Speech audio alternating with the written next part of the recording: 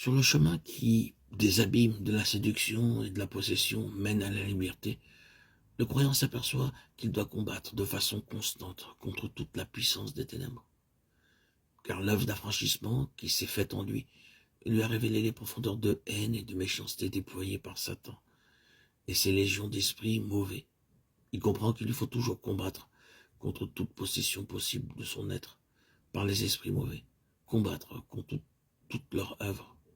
Enfin, combattre contre la séduction et la possession chez les autres, pour ne rien dire de cette lutte quotidienne à soutenir contre les assauts dont il est l'objet, sans qu'il donne prise à l'ennemi sur lui en quoi que ce soit.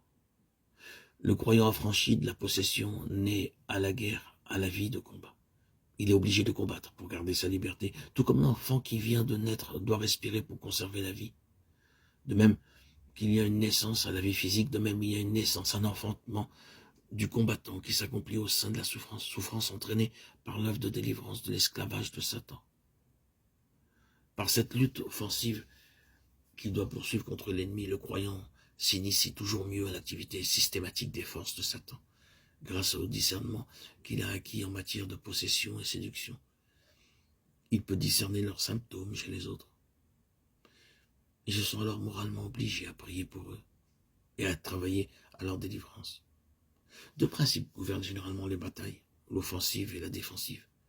Et ce qui est vrai des guerres que se livrent les hommes entre eux s'applique aussi à la guerre contre les puissances surnaturelles du mal. L'armée qui attaque doit avoir au préalable assuré la défensive. Le croyant a appris à connaître ses points faibles, ses côtés vulnérables. Il connaît les attaques de l'ennemi sur ses points mal défendus.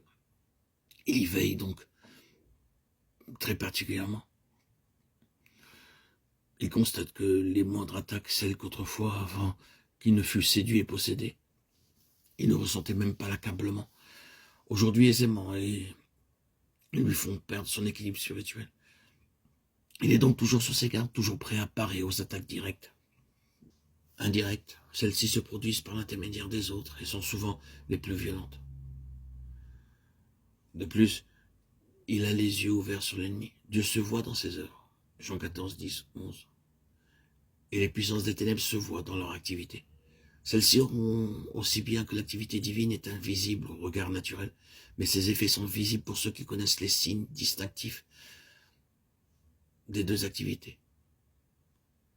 Étant guéri de la possession, il sait maintenant que bien des choses attribuées généralement à la souveraine puissance de Dieu résultent en réalité de l'activité infernale des princes des ténèbres.